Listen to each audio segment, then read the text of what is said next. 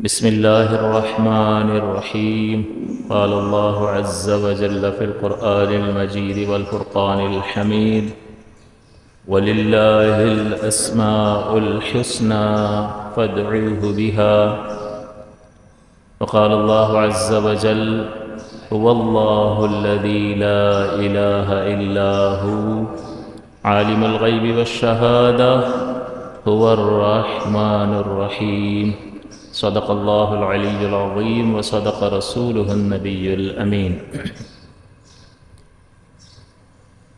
رمضان کی ابتدا میں غالباً میں نے اللہ تبارک و تعالیٰ کے اسماء مبارکہ سے متعلق کچھ گفتگو کی تھی اور آپ کو یہ بتایا تھا کہ اللہ تعالیٰ کے جو مشہور نام ہیں ان میں سے ایک ایک نام کی تفصیل انشاءاللہ ذکر کی جائے گی، جس میں ابتداً جو تمہیدی بیان تھا اس میں قرآن عظیم کی یہی آیت پاک تلاوت کی تھی جو میں نے ابھی تلاوت کی، جس میں اللہ تعالیٰ نے ارشاد فرمایا: وَلِلَّهِ الْأَسْمَاءُ الْحُسْنَى، اور اللہ ہی کے لیے اچھے نام ہیں، فَادْعُوهُ بِهَا، تو تم پکارو اسے ان ناموں کے ساتھ. تو ظاہر ہے کہ اللہ کے اچھے نام ہیں، تم انہیں ان ناموں کے ساتھ پکارو. تو یہ امر کا صیغہ ہے، ادعوہ، پکارو تم. تو پتہ ہی نہیں ہوں گے تو کیسے پکارے گا؟ اس کا مطلب یہ ہے کہ جب پکارنے کا حکم دیا ہے ان ناموں کے ساتھ، تو اس کا مطلب یہ ہے کہ ان ناموں کو سیکھنے کا بھی فرمایا گیا ہے کہ ان کو سیکھو، ان کو سمجھو. ان ناموں میں اللہ تبارک و تعالیٰ کی جو عظمتیں ظاہر ہو رہی ہیں ان کو پہچانو، ان کو سمجھو، تاکہ تمہارے دل میں اللہ تبارک و تعالیٰ کی عظمت بڑھے، عظمت بیدار ہو، اور تمہارا شوق جو ہے اس کی طرف متوجہ ہو اور اس کی طرف تمہارا جھکاؤ بڑھے. تو جب تک اللہ تعالیٰ کی معرفت حاصل نہیں ہوتی ہے تو اس طرف جھکاؤ اس درجے میں پیدا نہیں ہوتا جس درجے میں ہم سے مطالبہ کیا گیا ہے. حقیقی وجود اللہ کا ہی ہے اور باقی اس نے سب کو پیدا کیا ہے، تو حق کس کا ہے؟ اللہ کا حق ہے کہ اس کی طرف متوجہ ہوا جائے، بس اس ہی کا حق ہے. یسبح للہ ما فی السماوات و ما فی الارض. اللہ کیا فرماتا ہے سورہ جمعہ کی ابتدا میں کہ تسبیح کر رہی ہے، ما فی السماوات و ما فی الارض، جو کچھ آسمانوں میں ہے اور جو کچھ زمین میں ہے. کس کی؟ اللہ کی. تو سب کچھ اللہ کی طرف متوجہ ہے. تو آپ کو بھی اس کو جاننا ہوگا. جب جانیں گے تو اپنی زندگی کے مقصد کو صحیح طرح سے پورا کر سکیں گے، اپنی روح کے ساتھ، اپنے وجود کے ساتھ، اپنے قلب کے ساتھ، ہر اعتبار سے اس ہی کی طرف بندہ متوجہ رہے گا. یہ کب ہوگا؟ کہ جب آپ اور میں اسے جاننا شروع کریں گے. تو اللہ تعالیٰ نے فرمایا: وَلِلَّهِ الْأَسْمَاءُ الْحُسْنَى فَادْعُوهُ بِهَا، اللہ ہی کے لیے اچھے نام ہیں، تم اسے ان ناموں سے پکارو. پھر آپ کو اس کے بعد والے درس میں یہ بتایا تھا کہ اللہ تعالیٰ کے ناموں کے اثرات ہماری زندگی پر کیا واقع ہوتے ہیں. کچھ نہ کچھ اثر اللہ تعالیٰ کے اسماء مبارکہ کا ہماری زندگی پر پڑتا ہے. جیسے اللہ تعالیٰ کو آپ اگر سمیع مانتے ہیں یا نہیں؟ سننے والا، ہر باریک سے باریک چیز کو سنتا ہے، ہر ایک شے کو ہمیشہ سے جانتا ہے تفصیل کے ساتھ یا نہیں جانتا؟ دیکھ بھی رہا ہے، بصیر بھی ہے اور سمیع بھی ہے. مانتے ہیں؟ لیکن اس کا زندگی پر کیا اثر پڑنا چاہیے؟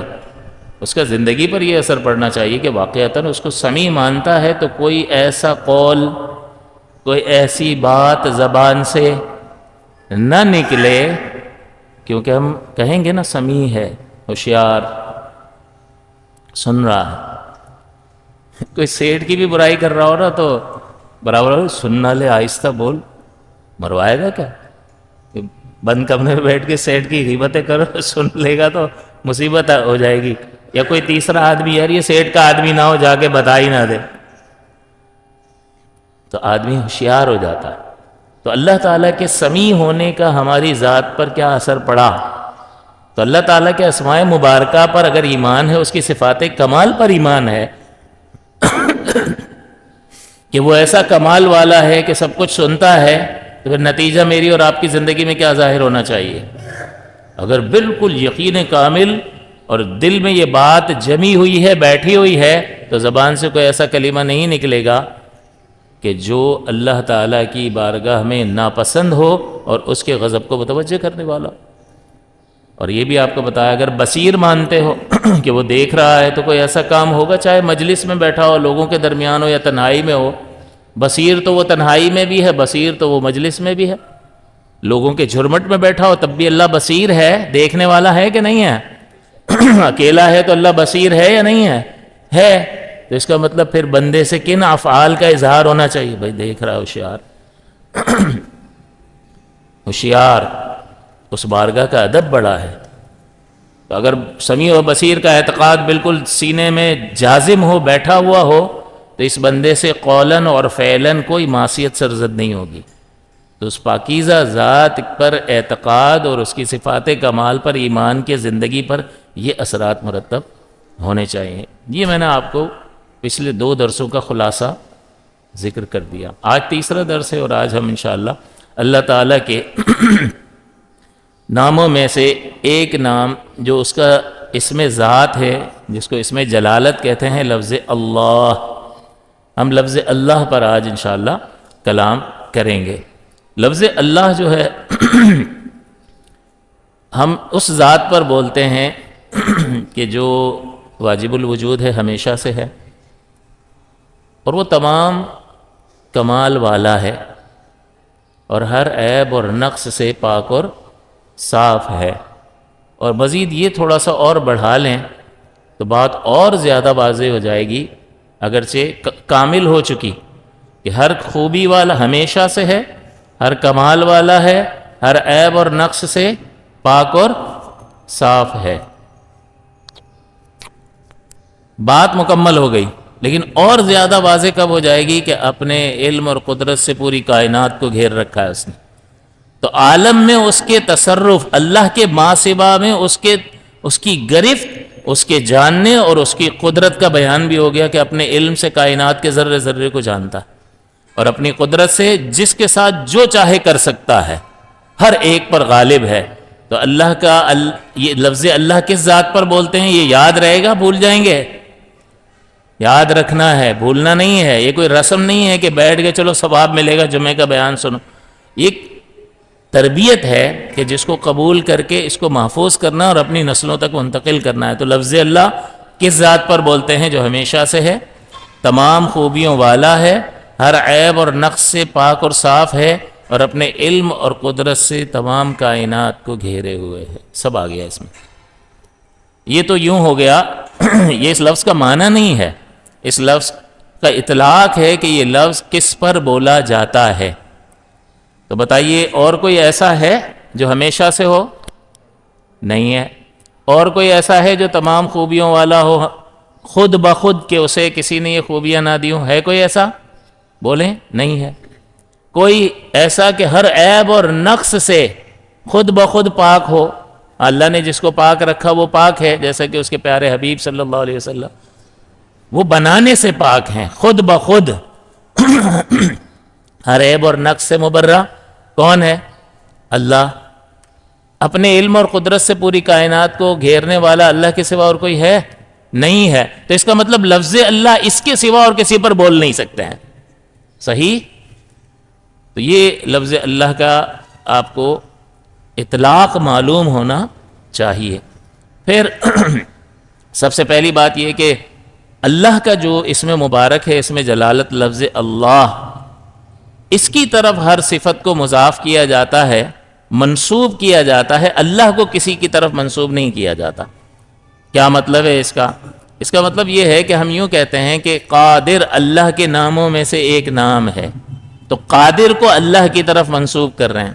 علیم اللہ کے ناموں میں سے ایک نام ہے، تو علیم کو، علم والا ہونے کو اللہ کی طرف منسوب کر رہے ہیں، اس کی طرف مضاف کر رہے ہیں۔ معز، عزت دینے والا، اللہ کے ناموں میں سے ایک نام ہے، تو اللہ کی طرف ہر نام کو پھیر رہے ہیں، مضاف کر رہے ہیں۔ لیکن ایسا نہیں ہے کہ اللہ تبارک و تعالیٰ کا نام کسی کی طرف مضاف ہو، کہ وہ جو رحیم ہے نا، اللہ جو ہے رحیم کے ناموں میں سے ایک نام ہے، نہیں۔ رحیم اللہ کے ناموں میں سے ایک نام ہے. تو اس کا مطلب اللہ تعالیٰ کی جو ہر صفاتی نام ہے اس کی نسبت لفظ اللہ کی طرف کرتے ہیں، اللہ کو کسی کی طرف منسوب نہیں کرتے ہیں. تو یہ ہمیں اس بات کا شعور اور علم ہونا چاہیے. پھر دوسری بات اس میں یہ ہے، ایک بات تو یہ ہو گئی کہ اللہ کا جو یہ نام ہے ہر صفت اس کی طرف متصف ہوتی ہے. دوسری بات یہ ہے کہ جب میں کہتا ہوں رزاق تو کیا ذہن میں تصور آتا ہے؟ بہت زیادہ رزق دینے والا. اللہ تعالیٰ کا ایک کمال آپ کے سامنے ابھر کر سامنے آ جاتا ہے، رزاق بہت زیادہ اور حیرت انگیز طریقے سے رزق کی تقسیم فرماتا ہے. کمال ہے، واقعی کمال ہے، حیران کر دینے والی تقسیم ہے. آپ کو دے دیا جائے اس محلے والوں کو رزق تقسیم کرو، نہیں کر سکتے، اتنے لوگ ہیں، اتنی مخلوق ہے اللہ تعالیٰ کی، کیسے کریں گے؟ لیکن وہ ساری کائنات کو رزق تقسیم کر رہا ہے یا نہیں کر رہا؟ زبردست تقسیم کرنے والا ہے. لیکن رزاق کا نام آیا تو ایک خوبی کی طرف ذہن گیا. علیم صفت کا ذکر ہوا تو صفت علم کا تصور پیدا ہوا. صفت علم کہ وہ زبردست علم والا ہے، بہت نالج ہے، اس کی نالج از خود ہے، اس کو کسی نے یہ نالج دی نہیں ہے اور اس کی کوئی انتہا نہیں ہے، زبردست علم والا ہے. لیکن علیم کہا تو علم کی طرف توجہ رہی. اسی طرح معز کہا، عزت دینے والا، تو اس کا مطلب کیا ہوا کہ وہ جسے چاہے عزت دے.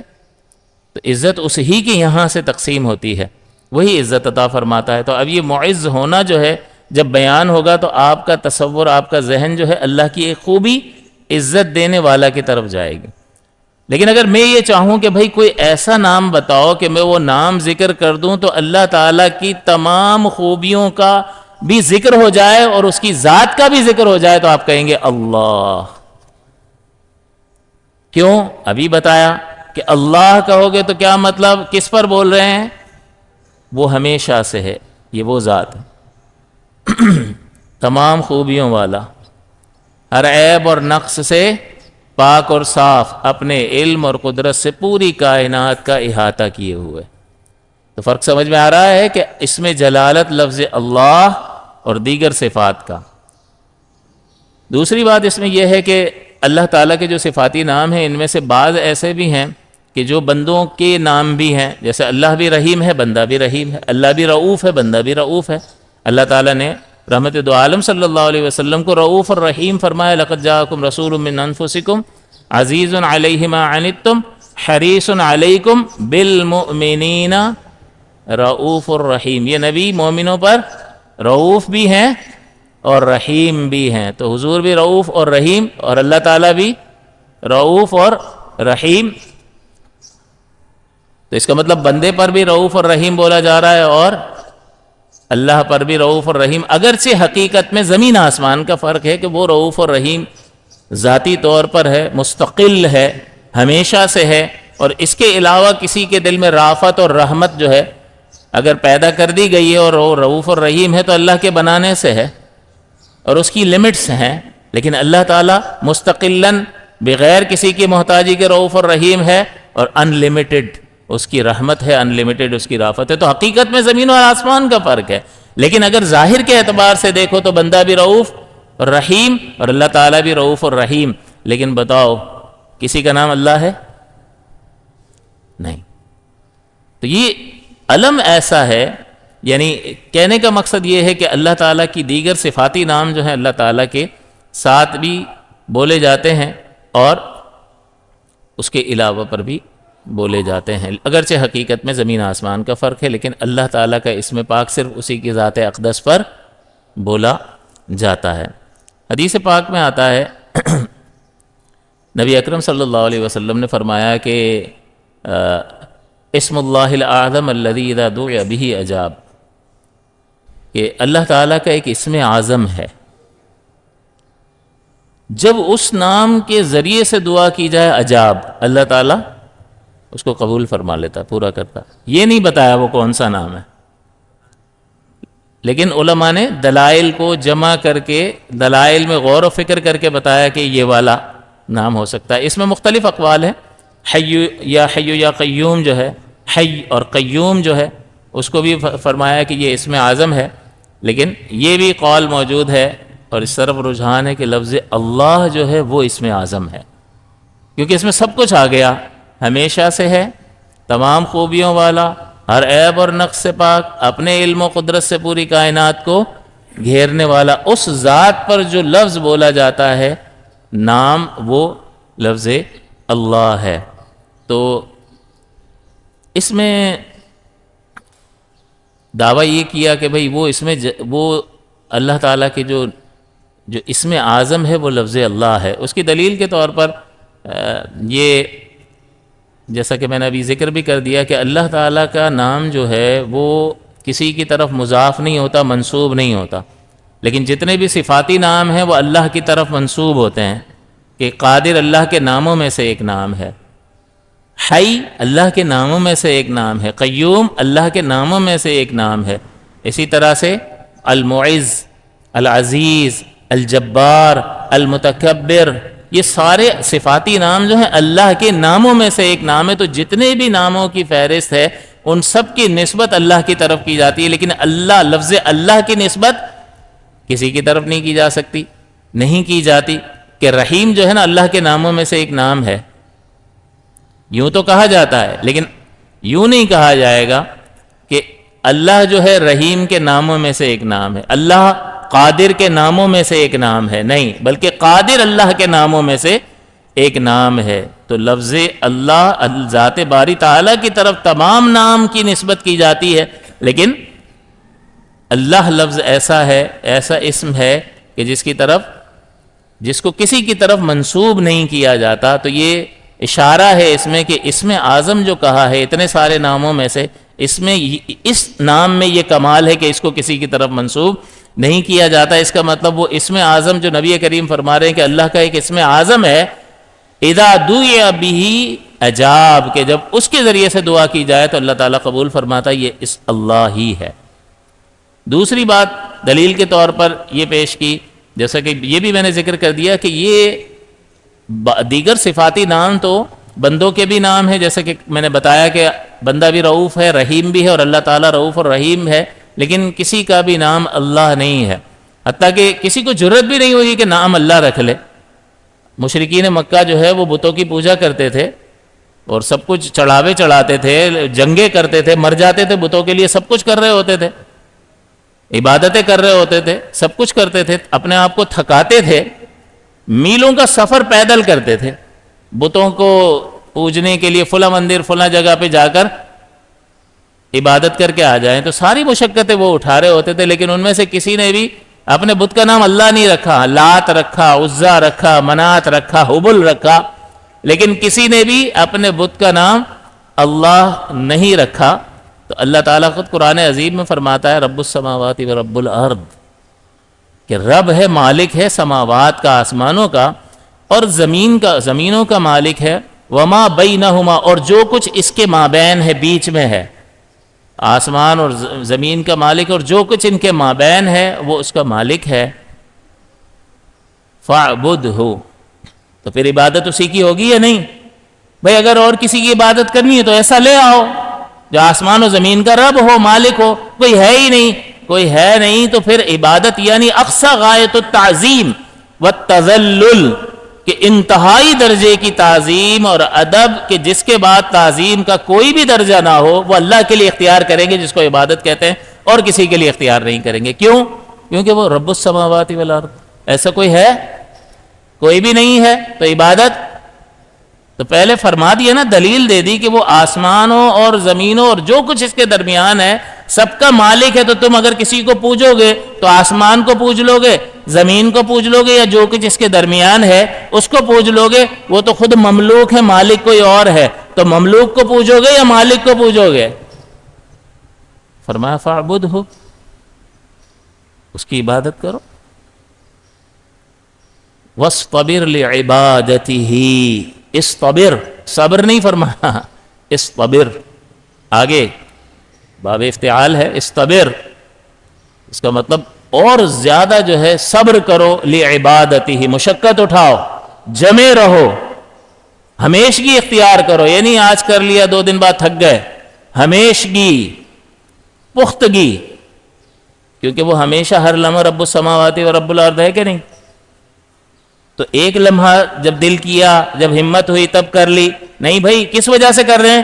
رب السماوات والارض وما بینہما، کہ وہ رب السماوات ہے اور رب الارض ہے، اور جو کچھ اس کے درمیان ہے وہی اس کا رب ہے، تو ہمیشہ ہے کہ نہیں ہے؟ ہمیشہ ہے، تو اسی کی عبادت ہمیشہ ہوگی۔ فاصطبر علیہا، اس پر جمے رہو، ڈٹے رہو۔ آگے فرماتا ہے بل تعلم لہ سمیع، ہل تعلم لہ سمیع، کیا تم اس نام کا کوئی اور دوسرا جانتے ہو؟ حقیقی مالک ہوں میں، میری ہی عبادت ہوگی اور اس پر تمہیں جمع رہنا چاہیے۔ حقیقی مالک کو چھوڑ دو، اس نام کا کوئی دوسرا جانتے ہو؟ ہل تعلم لہ سمیع، کسی اور کا نام اللہ ہو؟ کسی کو جرت ہی نہیں ہوئی کہ رکھ لے۔ اللہ تعالیٰ نے اس اسم مبارک کو اپنی ذات اقدس کے ساتھ خاص فرمایا ہے، تو کتنا بابرکت اور عظمت والا نام ہے۔ تو علماء نے فرمایا کہ یہی ہے وہ اسم اعظم جس کے بارے میں حضور نے فرمایا اذا دعی بہ اجاب، کہ جب اس کے ذریعے سے دعا کی جائے متوجہ ہو کر تو اللہ تعالیٰ قبول فرماتا ہے۔ تیسری بات یہ کہ قرآن عظیم میں اللہ تعالیٰ نے جو اپنے اسماء مبارکہ ذکر فرمایا اس میں سب سے زیادہ جو نام ذکر فرمایا ہے وہ اللہ ہے۔ اللہ 2698 99 کے قریب، یعنی 2600 سے بھی زیادہ مرتبہ اللہ نام قرآن عظیم میں ذکر کیا گیا۔ اور ناموں کو بھی اللہ تعالیٰ نے اپنے صفاتی ناموں کو ذکر فرمایا ہے، لیکن سب سے زیادہ ذکر کس کا کیا گیا؟ لفظ اللہ کا۔ علماء نے فرمایا یہ بھی ایک دلیل ہے کہ وہ اسم اعظم جس کے بارے میں حضور فرما رہے ہیں الذی دعی بہ اجاب، کہ جس کے ذریعے سے دعا کی جائے تو وہ قبول ہوتی ہے، وہ اسم اعظم یہ لفظ اللہ ہی ہے۔ پھر اگلی بات یہ کہ جب کافر مسلمان ہوتا ہے تو اس کو اسی لفظ اللہ کا سہارا لینا پڑتا ہے۔ اشہد ان لا الہ الا اللہ، جب تک وہ یہ کلمہ طیبہ نہیں پڑھے گا، اللہ کے الہ ہونے کی گواہی نہیں دے گا، تب تک وہ کفر سے اسلام میں داخل نہیں ہو سکتا۔ اس کے علاوہ اور کوئی صفاتی نام، اشہد ان لا الہ الا الرحمن، اشہد ان لا الہ الا اللہ، اشہد ان لا الہ الا الرحیم، ہو جائے گا مسلمان۔ رحیم پتہ نہیں کس کو کہہ رہا ہے، یہ صفاتی نام ہے نا۔ اشہد ان لا الہ الا الرؤوف، ہو جائے گا؟ صفاتی نام نہیں، ذاتی نام ذکر کرنا ہے جو کسی کا بھی نہیں ہے۔ میں گواہی دیتا ہوں کہ اللہ کے سوا کوئی لائق عبادت نہیں۔ اشہد ان لا الہ الا اللہ، تو یہ وہ اسم مبارک ہے کہ جس کے ذریعے سے بندہ اپنے اسلام کو، اپنی تصدیق قلبی یعنی ایمان کو ظاہر کرتا ہے، یعنی اقرار باللسان کرتا ہے۔ تو یہ بھی دلیل ہے اس بات کی کہ اور کوئی اسم ایسا نہیں ہے، یہی ہے، لہٰذا یہی اسم اعظم ہے۔ اور حضور جو فرما رہے ہیں کہ جس کے ذریعے دعا کی جائے تو اللہ دعا کو قبول فرماتا ہے۔ پانچویں بات یہ کہ اللہ تعالیٰ اپنا جب تعارف کرواتا ہے تو اسی نام کے ذریعے سے تعارف کرواتا ہے۔ یعنی ہم جب کسی شخص کا، کسی چیز کا تعارف کرواتے ہیں تو اس کے سب سے اعلیٰ نام کے ذریعے، سب سے مشہور نام کے ذریعے سے اس کا تعارف کرواتے ہیں۔ کبھی ایسا ہوتا ہے کہ اس کا اپنا نام مشہور ہوتا ہے، اور کبھی ایسا ہوتا ہے کہ اس کا ایک کمال ایسا ہوتا ہے کہ اس کمال کی وجہ سے وہ فلاں چیز نہیں بنائی تھی، یہ وہ ہے، فلاں چیز نہیں بنائی ہے، یہ وہ ہے۔ اب خالی اس کا نام ذکر کرو تو کوئی نہیں پہچانے گا، لیکن اس کی یہ خوبی، مشہور خوبی ہے، اچھا اس نے بنایا ہے، اچھا ہاں یہ عبد الجبار ہے۔ تو عبد الجبار کو کوئی نہیں جانتا، لیکن اس کے کمال کو جانتا ہے۔ جب آپ کمال جو مشہور چیز ہے اس کو ذکر کرو گے تو اس کا تعارف ہو جائے گا۔ تو تعارف جب اللہ تعالیٰ نے کروایا تو اپنے دیگر تمام ناموں کے بجائے اللہ تعالیٰ نے اپنے اس نام مبارک اللہ کے ذریعے سے اپنا تعارف کروایا۔ چنانچہ آپ غور کیجئے کہ اللہ تبارک و تعالیٰ نے جب حضرت موسیٰ علیہ السلام کو بلایا کوہ طور پر، آپ جب پہلی تجلی ہوئی تو وادی مقدس میں، تو اللہ تعالیٰ نے کیا فرمایا؟ فَاخْلَعْ نَعْلَيْكَ، کہ اپنے نالین کو اتار دیجئے۔ اور پھر آگے اللہ تعالیٰ نے بیان فرمایا، اور آگے جب اپنا تعارف کروایا تو اللہ تعالیٰ نے کیا فرمایا کہ انا رب انی انا اللہ، کہ میں اللہ ہوں. تو اللہ تعالیٰ نے اپنا تعارف جو کروایا وہ اپنے اس نام سے اللہ تعالیٰ نے اپنا تعارف کروایا. چنانچہ فرمایا انی انا ربک، کہ میں تیرا رب ہوں. فاخلع نعلیک، اپنی نعلین کو یہاں اتار دیں. اخلع، خلا، خلا سمجھتے ہو نا، وہ شوہر اور بیوی کا خلا، چھوڑ دینا. اخلع، اتار دیں، چھوڑ دیں. نعلیک، اپنی جوتیوں کو. انک بالوادی المقدس طویٰ، آپ مقدس وادی طویٰ میں ہیں. وَأَنَا أَخْتَرْتُكَ، اور میں نے آپ کو پسند کیا. حضرت موسیٰ علیہ السلام کو اللہ فرما رہا ہے. موسیٰ علیہ السلام کی عظمت کا اندازہ لگا. انا اخترتک، میں نے آپ کو پسند کیا، چن لیا. فاستمع لما یوحیٰ، تو غور سے سنیں اس کو جو آپ کی طرف وحی کی جا رہی ہے.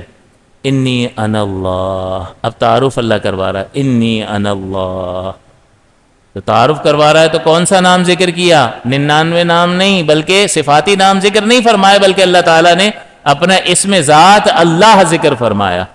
تو علماء نے اس کو بھی بطور دلیل پیش کیا کہ یہی اسم اعظم ہے. اننی انا اللہ لا الہ الا انا، نہیں ہے کوئی لائق عبادت مگر میں، سوائے میرے.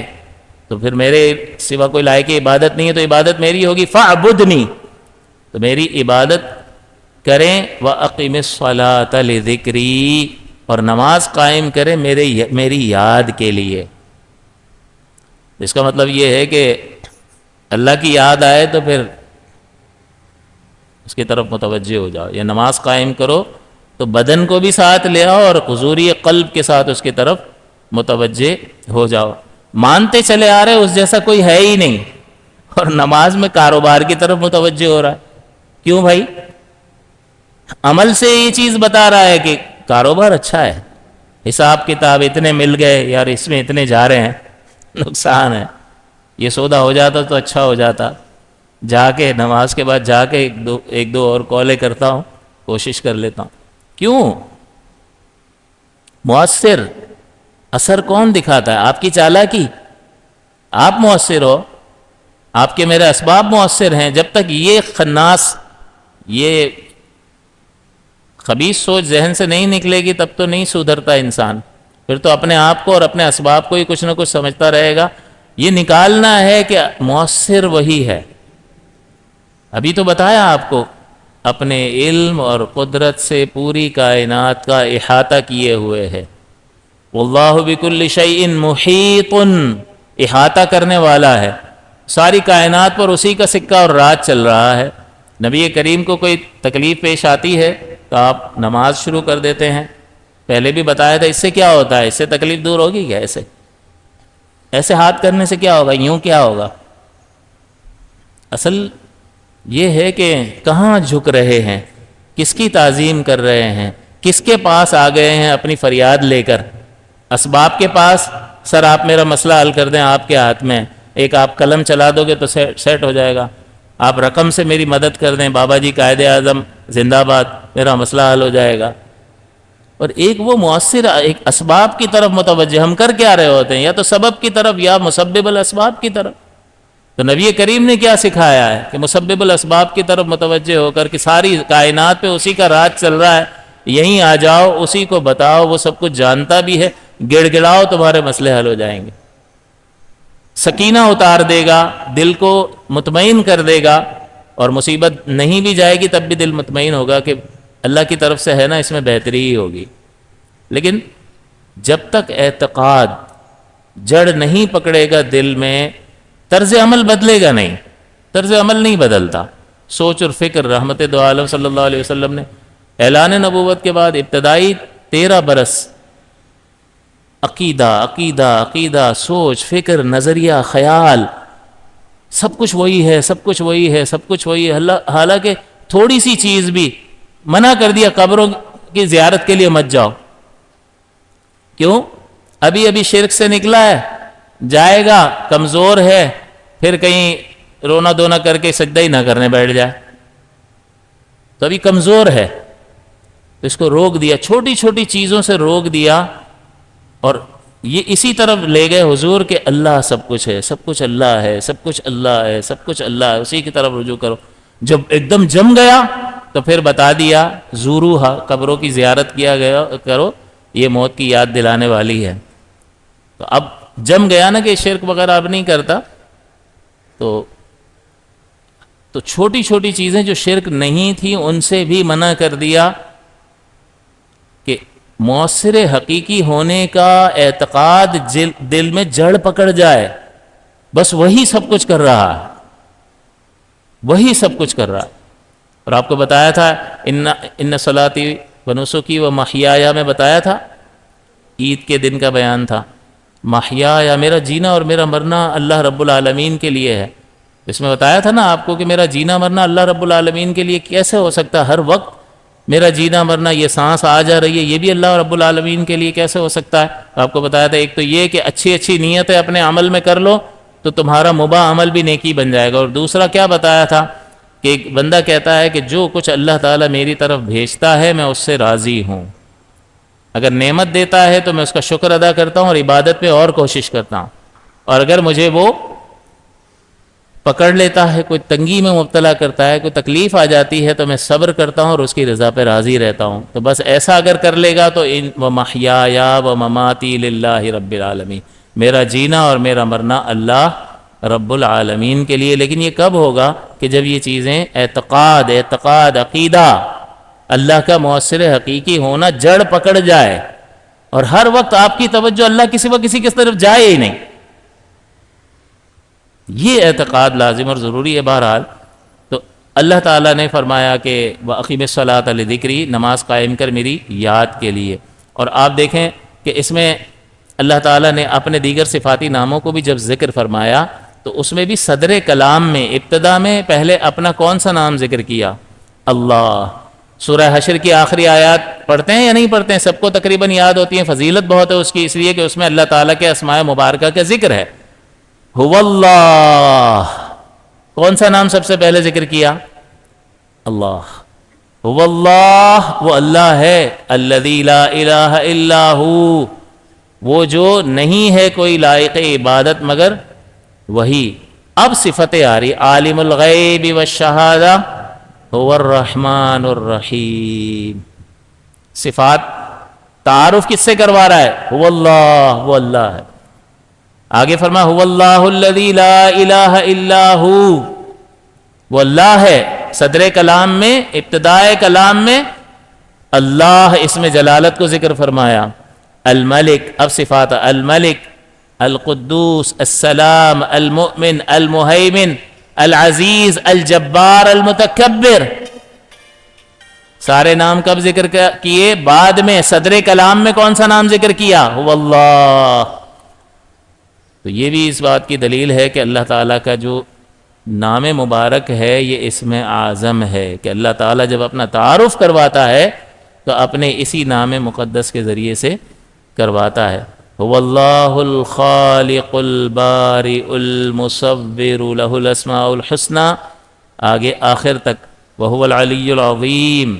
تو هو اللہ، تینوں میں صدر کلام میں ابتدائے کلام میں اللہ تعالیٰ نے اپنے اسی نام پاک کو ذکر فرمایا۔ تو یہ 5 ایسی بنیادی باتیں تھیں، اور بھی باتیں ذکر کی ہیں علماء نے، جس سے یہ معلوم ہوتا ہے کہ وہ اسم جلالت جس کا ذکر سرور دو عالم صلی اللہ علیہ وسلم نے حدیث پاک میں کیا کہ اللہ کے لیے ایک اسم اعظم ہے، جب تم اس کے ذریعے سے دعا کرو گے تو اللہ تعالیٰ تمہاری دعاؤں کو قبول فرمائے گا۔ پھر آخری بات یہ کہ، اور یہی جو ہے مختار جو ہے امام اعظم ابو حنیفہ کا بھی ہے، اسے علامہ ابن عابدین شامی نے ذکر فرمایا، اور علامہ طحاوی کا بھی یہی مختار ہے کہ وہ اسم اعظم جو ہے اللہ ہی ہے۔ اس اسم اعظم کا ہماری زندگی پر کیا اثر ہوتا ہے اور کیا اثر ہونا چاہیے؟ جیسا کہ میں نے بتایا کہ بھئی ہر اسم کا، اللہ تعالیٰ کے ہر صفتی نام کا اگر ہمارا اعتقاد جازم ہو تو اس کا ہماری زندگی پر اثر پڑے گا۔ جیسا کہ بیان کی ابتدا میں نے آپ کی خدمت میں عرض کیا کہ جیسے اگر اللہ کو سمیع مانتے ہو، سننے والا مانتے ہو، تو اس کا مطلب پھر یہ ہوا کہ اگر یہ بات دل میں گھر کر گئی ہے، بیٹھ گئی ہے، تو بندے تیری زبان سے پھر ایسا کوئی کلمہ نہیں نکلنا چاہیے جو اللہ تعالیٰ کی ناراضگی کا باعث ہو، جو ناشکری کا سبب ہو، اگر تو اسے سمیع مانتا ہے۔ اور مثال بھی دی نا کہ کوئی سن رہا ہو اور اس کے سننے سے ناراضگی کا ڈر ہو تو کہتے ہیں چپ چپ چپ، آہستہ آہستہ آہستہ، سن نہ لے گئیں وہ تو سب کچھ سنتا ہے، اور جو مرضی میں آئے الٹا سیدھا بول رہا ہوتا ہے، اس کا مطلب انسان نہیں ہے، یہ حیوانیت سے باہر ہی نہیں نکلا ہے ابھی، کیونکہ انسان تو وہ بنے گا، صورتاً انسان ہے، انسان جیسا لگتا ہے، لیکن حقیقی انسان وہ ہے جو خالق کی ہدایت کو اپنے اس وجود پہ طاری کر لے گا۔ اس کے ہٹ کے، خالق کی ہدایت سے ہٹ کے یہ حیوان ہے، کھاتا ہے، پیتا ہے، جو من میں آئے وہ کرتا ہے، بچے پیدا کرتا ہے، مر جاتا ہے، یہ تو جانور بھی کرتا ہے۔ جو اندر سے ایک خطاب آتا ہے یہ کر لے، یہ ایک طرف، اور ایک خطاب اللہ کا آتا ہے یوں کر لے، یہ من والے خطاب کو ترجیح دینے والا انسان ہے کیا؟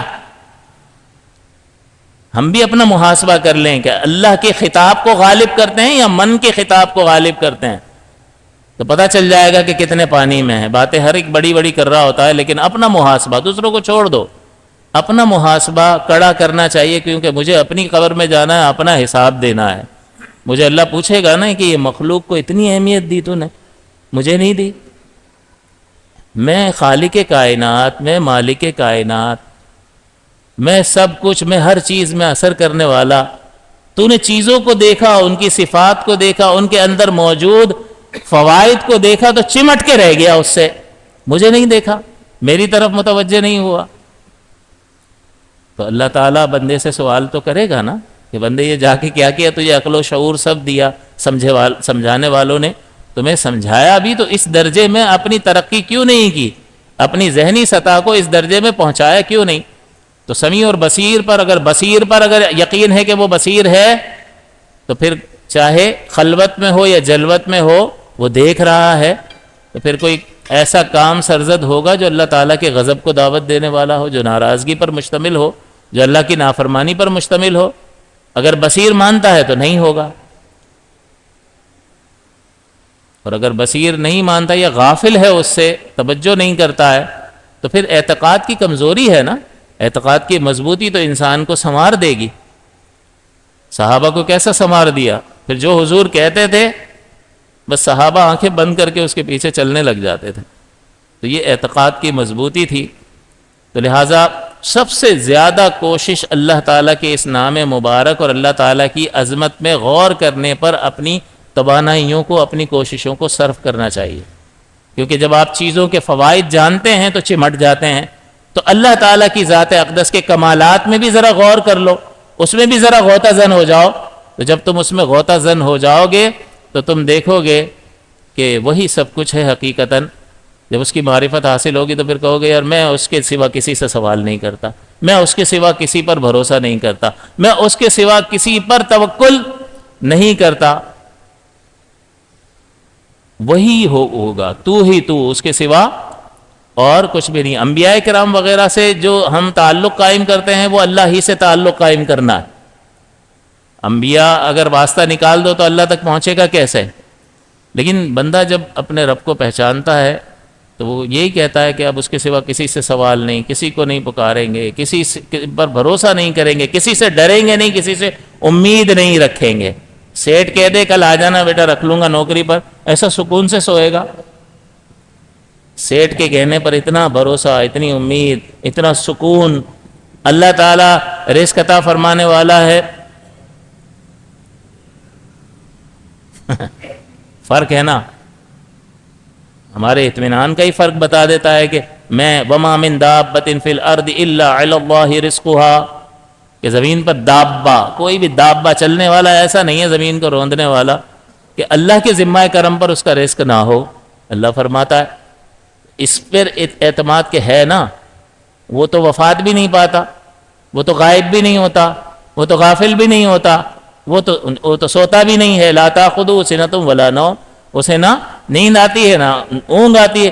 یعلم ما بین ایدیہم وما خلفہم، علم بھی اتنا، سب کچھ جانتا بھی ہے، سب کچھ اسے پتا ہے۔ ایک طرف یہ اور دوسری طرف دوسری چیزیں۔ لہٰذا ہم اپنا محاسبہ کریں کہ ہم کہاں کھڑے ہیں اللہ تعالیٰ کی ذات اقدس پر اعتقاد اور ایمان کے اعتبار سے، کیونکہ ایسا نتیجہ نکل رہا ہے تو اس کا مطلب چیزیں جڑ پکڑ گئی ہیں اندر۔ اندر کچھ ہے تبھی اس کے عمل میں اتنا فرق ہے دوسروں کے مقابلے میں، اور اگر نہیں ہے تو پھر ظاہر سی بات ہے کہ وہ اپنا علاج کروائے۔ دوسری بات اس میں ایک دو چیزیں اور، کہ جب آپ اللہ تعالیٰ کو جاننا شروع کرو گے تو آپ اللہ تعالیٰ کو عظیم کہتے ہو، اللہ تعالیٰ کو اعلیٰ کہتے ہو، سب کچھ کہتے ہو یا نہیں کہتے ہو؟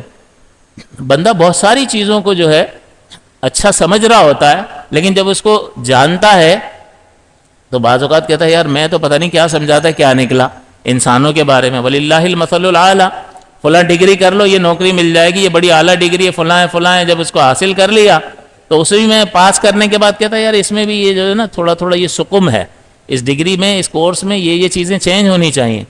تو سمجھا کیا تھا اور نکلا یار یہ گاڑی میں نے لے لی، میں تو بہت کچھ سمجھا تھا کہ یار یوں ہے فلاں ہے، لیکن جب خرید کے زیادہ اس کو جانا، اس کو آزمایا اور اس کے قریب ہوا تو جیسا سوچا تھا ویسے نکلی نہیں۔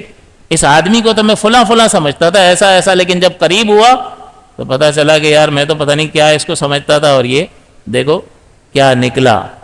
وَلِلَّهِ الْمَثَلُ الْأَعْلَىٰ، لیکن اللہ تعالیٰ کو جو آپ عظیم جانتے ہو، جو رب جانتے ہو، جو ہر ایک شے سے برتر اعلیٰ اور عرفہ جانتے ہو، جب آپ اس جاننے کی بنیاد پر اور آگے بڑھو گے اور علم حاصل کرو گے اور اس کی صفات کمال میں غور کرو گے تو عقل حیرت زدہ ہو جائے گی اور کہو گے یار میں تو جو اس کو سمجھتا تھا اس سے وہ اتنا زیادہ ہے، اتنا برتر ہے، اتنا اعلیٰ ہے، اتنا عظیم ہے کہ اس کی عظمت کی کوئی انتہا ہی نہیں ہے۔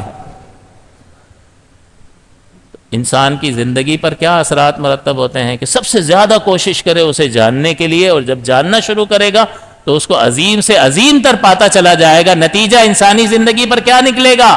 شوق بڑھتا چلا جائے گا، شوق بڑھتا چلا جائے گا تو اس کا جسم، اس کی روح، اس کا قلب جو ہے اسی ذات اقدس سے مربوط ہو جائے گا، اسی سے جڑ جائے گا۔ کیونکہ یہاں دیکھ لو ہم بھی بہت ساری چیزوں سے چمٹے ہوئے ہیں، اچھا گھر یوں چمٹا ہوا ہے، اچھی گاڑی، ہر سال ماڈل تبدیل کرنا، نئے موبائل، کیوں چمٹے ہوئے ہو؟ دولت، پیسہ، سونا چاندی، اقتدار، شہرت، یہ سب اللہ تعالیٰ کی مخلوق ہے، کیوں چمٹے ہوئے ہو؟ کہ آپ دیکھتے ہو کہ یار مزہ ہے اس میں، لیکن اللہ کو جس نے پہچان لیا اس معرفت میں جو لذت ہے وہ کسی چیز میں نہیں ہے۔ اس لیے جب انسان کوشش کرتا ہے، اس میں آگے بڑھتا ہے تو شوق مزید بڑھتا ہے اور پھر اس کی روح، اس کا قلب، اس کا وجود اسی ذات اقدس کے ساتھ مربوط ہو جاتا ہے۔ یہ انسانی زندگی پر اس کے اثرات ہیں۔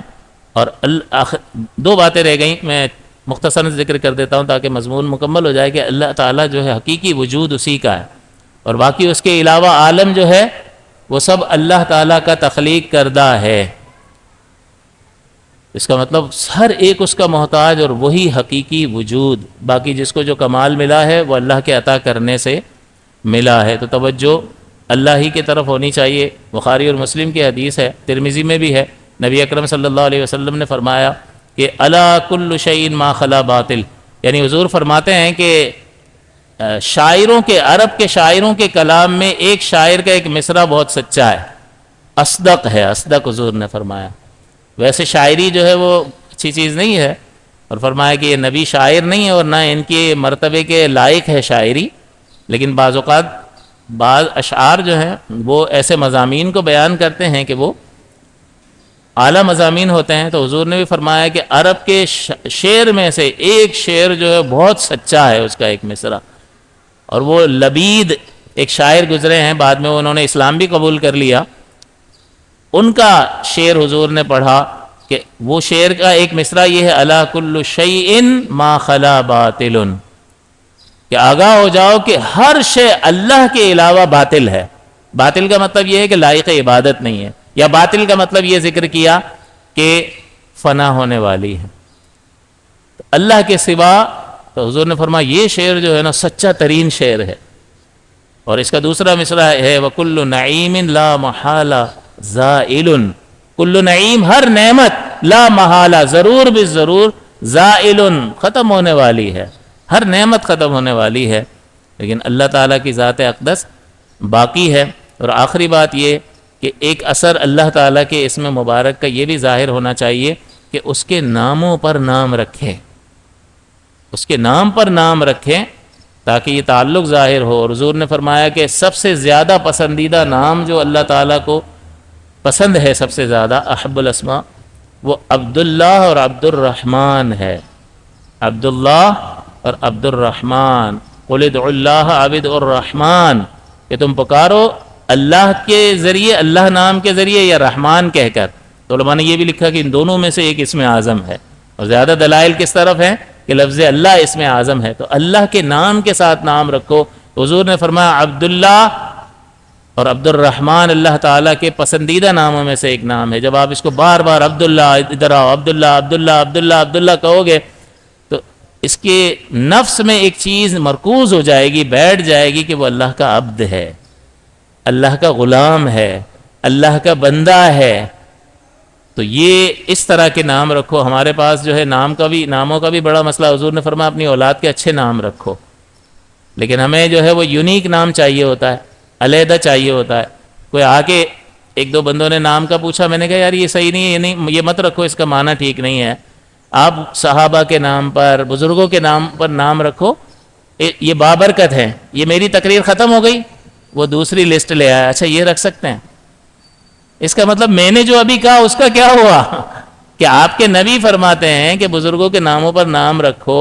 عبداللہ نام بابر، لیکن پرانا ہو گیا ہے نا. پرانا کیا ہو گیا؟ ان بزرگوں کا نام رکھو تاکہ ان کی یاد تازہ رہے. بھائی علی کوئی ہیں گزرے ہیں، عثمان کوئی ہیں، ابو بکر کوئی ہیں، طلحہ کوئی ہیں. تو ان بزرگوں کے ناموں پر. اسی طرح لڑکیوں کے نام انمتا. اب انمتا کوئی نام تو نہیں ہے نا، یہ تو فعل ہے، حاضر کا صیغہ ہے، واحد مذکر حاضر. انعمتا، انعام کیا تجھ ایک مرد نے. تو اس کا ترجمہ تو یہ ہے انعمتا. انمتا نام رکھ دیا. ایک نے کہا کہ فجر کی نماز کے بعد کہا کہ وہ بیٹے کی ولادت ہوئی ہے، اچھا کیا نام رکھا ہے؟ تنزیل نام رکھا ہے. تنزیل، تنزیل تو مصدر ہے، نازل کرنا، نازل کرنا. تنزیل نام نہیں ہے. وہ کہہ رہا ہے قرآن میں آیا، قرآن میں تو فرعون بھی ہے، وہ رکھ لے. قرآن میں آیا، بھائی پوچھو نا یہ نام بھی ہے کہ نہیں ہے. قرآن میں آیا، بس اپنی مرضی.